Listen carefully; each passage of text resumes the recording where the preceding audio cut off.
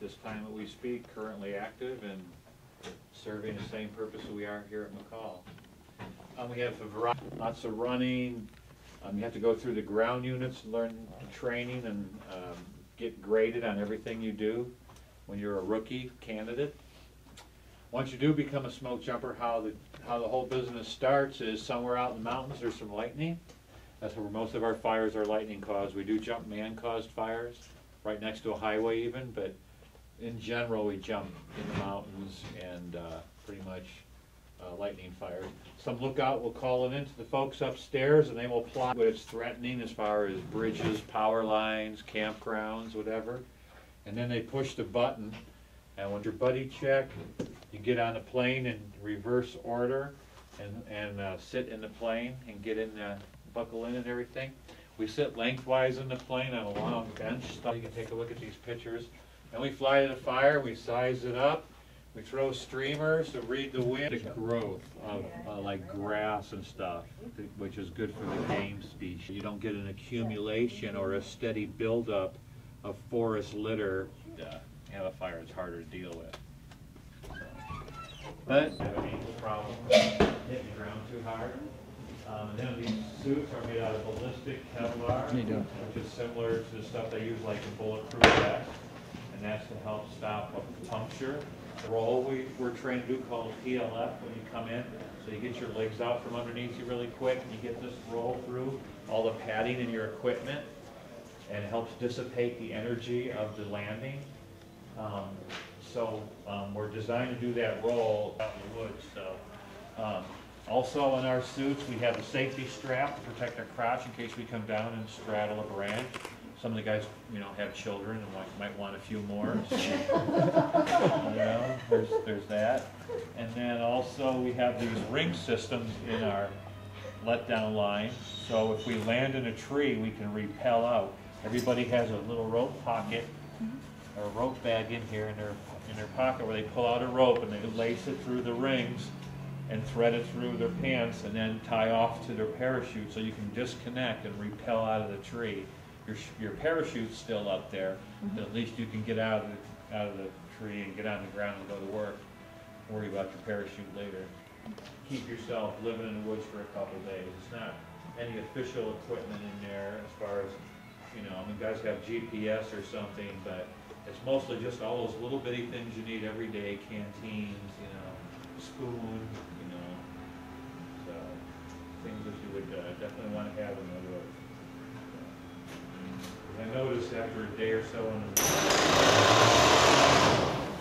so with these parachutes, there's certain holes that are put in the parachute on purpose. You can see these two sides, these are called steering slots. And you can see there's these lines all gathered together to pull the material in when the parachute's inflated, and those are connected to your steering toggles down here that each of us have when we jump. So when we jump parachute, we fly these things. We're not just hanging helpless like a puppet on a string, though sometimes it feels that way. And then there's 3 big square holes in the very back of the parachute. This is the stamp panel, kind of like the license plate almost on a car, where each parachute has its own number and everything right here. And there's the individual number of this parachute. And there's 3 slots. Most of the air leaks out of the back of these 3 slots. And because it leaks out of the back, it pushes the parachute forward. And then when you pull on one of these toggles, when you're flying around,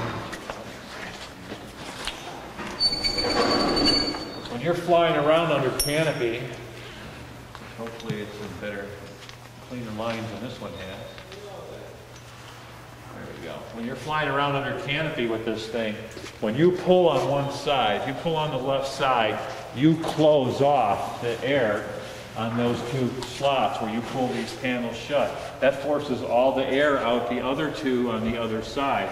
So when you pull on this side, closing this side off, more air comes out the opposite side.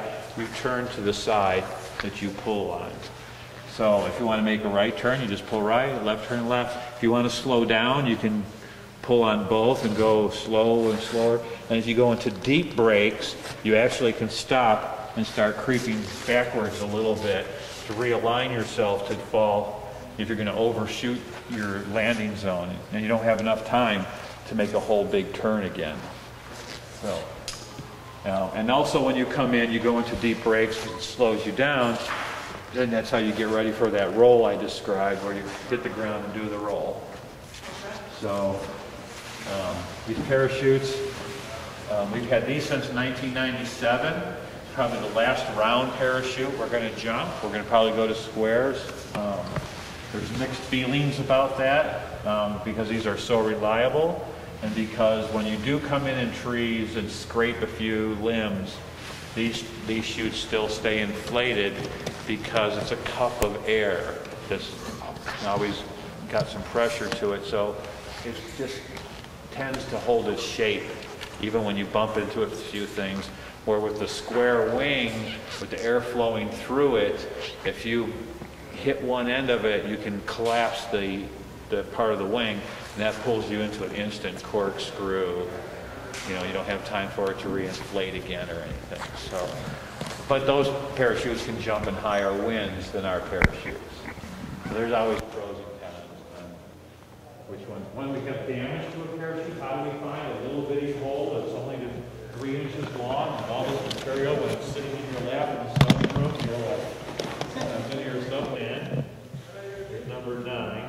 There's 28 gores or 32 gores depending on the construction of the parachute, and they're all listed in a gore number. And then this is section A, up to this seam is section B, up to the next section is section C, and the very top small piece is section D.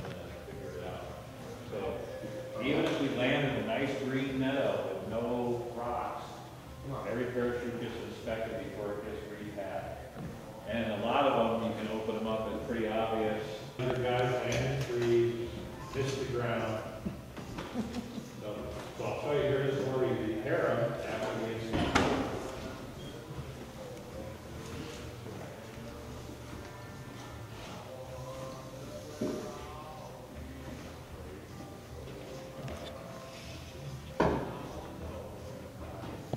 The harnesses, we make everything in here, all our other equipment, and we make equipment for other crews even also.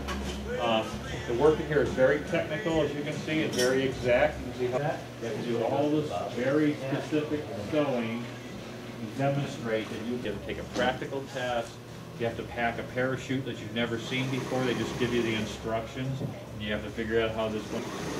Demanding tasks, so you can also are licensed by the FAA, the same agency that licensed pilots. And then we have master riggers. We only have a few of them. Brett here is the loft foreman. He's in charge of this part of the building.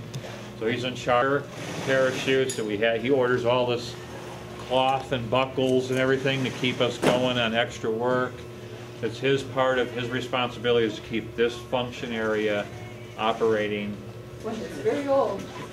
I got it from my mother.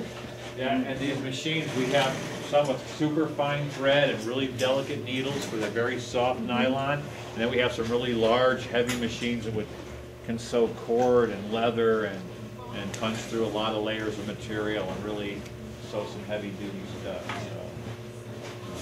So everything, like I said, is very exact. There's the exact repairs, and then you have to use certain types of buckles, clips, and material that holds up to a certain tensile strain or a certain like heavy duty cargo.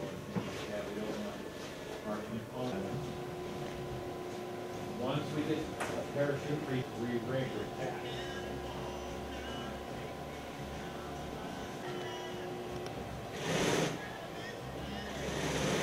with their rifles and shotguns and their fishing poles. A lot of meat gathering goes on here. Everybody cuts their own firewood to stay warm too. So it's just a part of the country we live in here. Getting to the point where we're inspecting everything one last time, and we're starting to store it for the winter. So instead of putting it back in a parachute bag and deploy, we're sticking it in these loose bags so the material doesn't get it's nice and supple. And they're all dated, like right now. It's been checked, see everything. If you do pack it wrong and it doesn't work though, it's not like they're gonna come back and complain really, you know. We've seen whitetail and mule deer, dead antelope again. Wood in the back right now because everybody's out there. Oh, we were behind one, Yeah, all the way from. The winters are here are very severe, like snow this deep. Well, now we'll check the airplane out. The ground, it's almost like a truck. Yeah, it's almost like a truck as far as its flight characteristics, as far as its abilities. It doesn't fly really fast or anything like that, but it can climb really quick. It can drop really quick in the air, and it can land in really short and take off in really short distances. And it can haul a fair amount of weight for its size. So it makes a great jump ship. As you can see, all the cargo is strapped down because we don't fly like an airline where you fly nice and level to the next airport and fly down. We fly in round thunderstorms and stuff in some box canyon where we're on one wingtip like this, and it's around and around, and the plane is bouncing, everybody's holding on, you know, like this, and people are blah, puking in the barf bags and stuff. It's like a ride from hell sometimes. So, and because we don't fly with the door on, you can always smell the motor, which really tastes delicious. And then also, you can't hear anything, so you got to yell really loud because the motor's right there. So everybody's talking like this.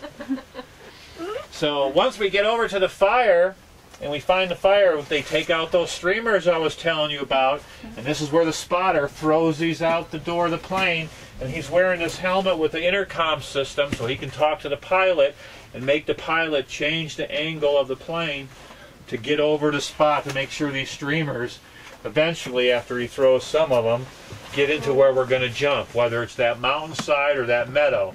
And then he'll go, 2 jumpers, and because we can't hear, he'll just go 2 like this and slap the pole, and that's when we get all our stuff on, and we clip in with that clip you saw on the static line into here. And the first guy gets his gear on, and he has to swing out, and as soon as you put your foot out here, it instantly blows into the back corner, because inside it's just noisy and smelly.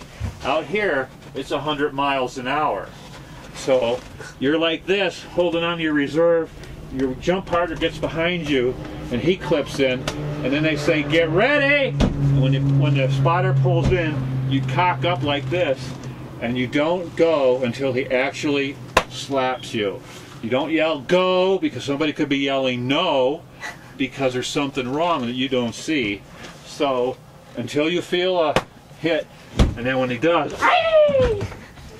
and then the second guy will swing it back really quick and cuck in him, bam! Out he goes. That's so fun. That's so fun. Yeah, and then you open up and you get our 60-second ride that we love so much, and then we fight fire.